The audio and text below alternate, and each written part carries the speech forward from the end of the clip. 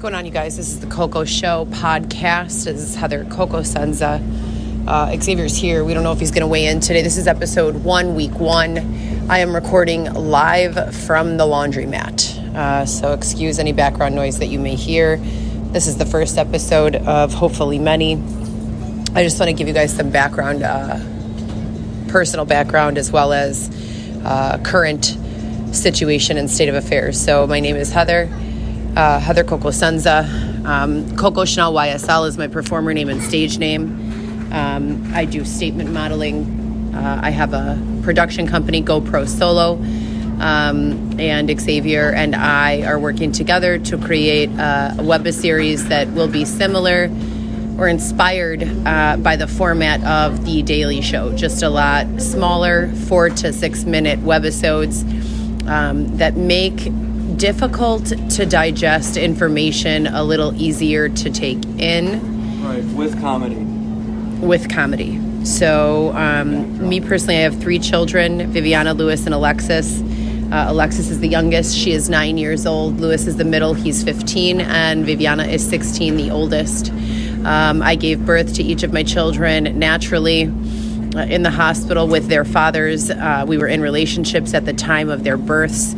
I've had 3 main relationships in my life prior to Xavier. One was with the father of the 2 older kids, Lewis. He was Mexican, or is Mexican. So my older kids are Mexican and white.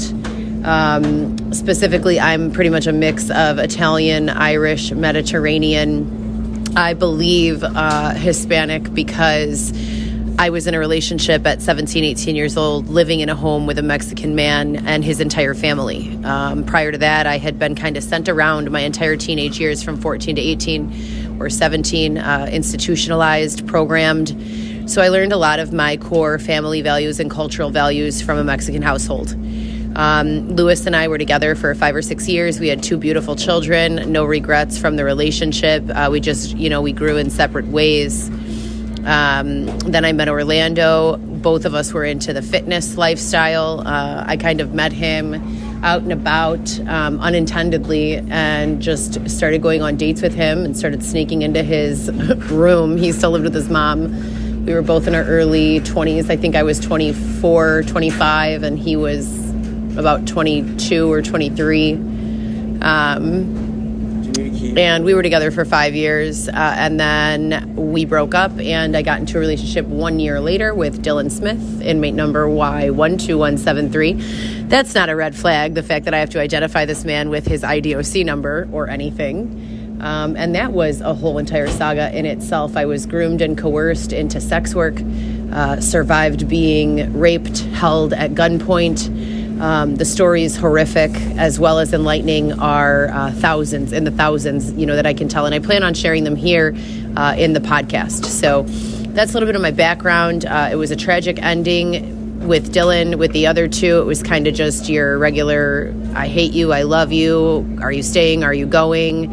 And then ultimately, separation. So I was the primary custodial parent and influence in all 3 of the lives of my children from their births through January of 2020, when they had to go live with their fathers because I filed for an order of protection against Dylan after being beaten by him, among other abuses that I believe were fueled by a deal he had with the state of Illinois. So we'll get into that, more, and I'm going to create a schedule of topic matter that I'll be releasing on my Instagrams and other social media platforms so that if there is a topic you guys are particularly interested in, you can tune in at that time.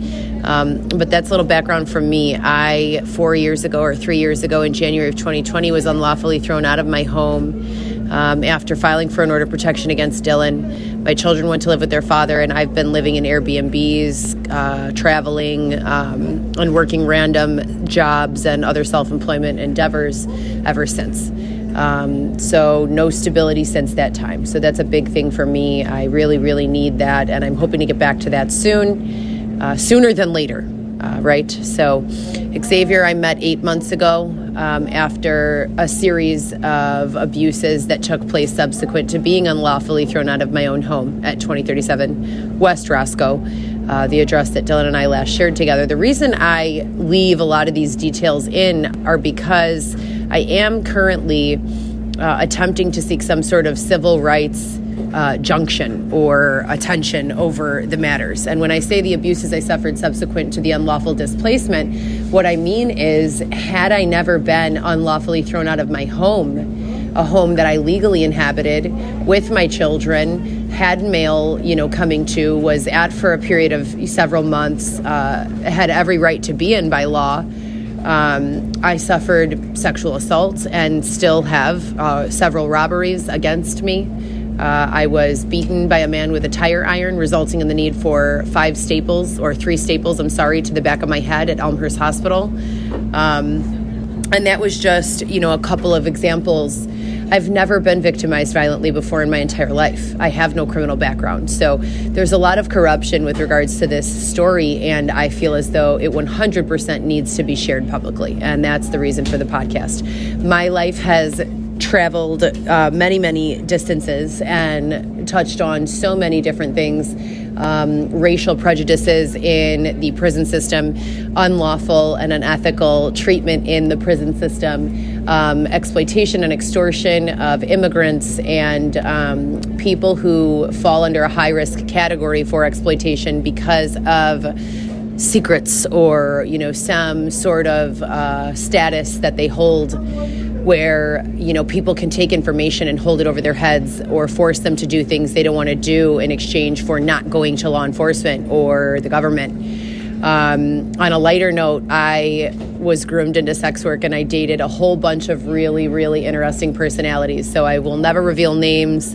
There are celebrities A and B list, but I will never get into it by name, just by story. So we're not just going to be talking about serious shit, but also funny stuff. So Xavier is a counterpart who I met about 8 months ago. You have to understand that during these series of abuses, many, many, many people came into my life. I have it all written down. I'm releasing a novel about this entire circumstance and story and set of environmental, I don't even know what to call it anymore. It's wild. You guys are really going to have to pay attention, and that's why I'm doing it in episode format, week 1, week 2, episode 1, episode 2. I might even do 2 episodes per week, and they'll be about 10 to 30 minutes each. But Xavier was not a part of my story until about 8 months ago. Really weird situation with him. And how he came into my life, but similar to many others, again, only in the past 4 years. Prior to 4 years ago, you'd never even see me outside. I was at home with my children all the time unless I was getting money. So out to work, back inside, and that was it. I was very active with my kids. I homeschooled my children. I did a lot of projects with my children, fitness activities, outings, the zoo, the parks, the malls. So life changed a lot for me at the pandemic 2019, and it hasn't ever gotten back to normal. And I can't say that I'm happy about it. I am completely destroyed over not being the primary parent to my children at this moment in time. But like I said, Xavier kind of jumped into my life 8 months ago, under the understanding that, he was going to help me sort out these issues. We haven't made any progress, not for lack of trying, but we'll talk about that in the next episode. This was kind of just an intro, and that's it. Xavier may or may not be in the episodes. There are definitely times when I feel as though his what's the word I'm looking for when you add something to something? His contribution is in an effort to more antagonize, throw off, distract, dilute. So I'm not going to stand for that. Stop talking, please. I'm not going to stand for that. Read the script. I'm recording. Please stop talking. And this is what I mean. So Xavier's usual influence in my life is not this. Usually he's more of a husband. I can count on him. He isn't an antagonizer. Every once in a while he turns into like a 13-year-old girl with a vendetta. So if that becomes, a problem, he'll have to get off the audio. But there's a lot that's gone on, and I'm 100% ready and willing to share.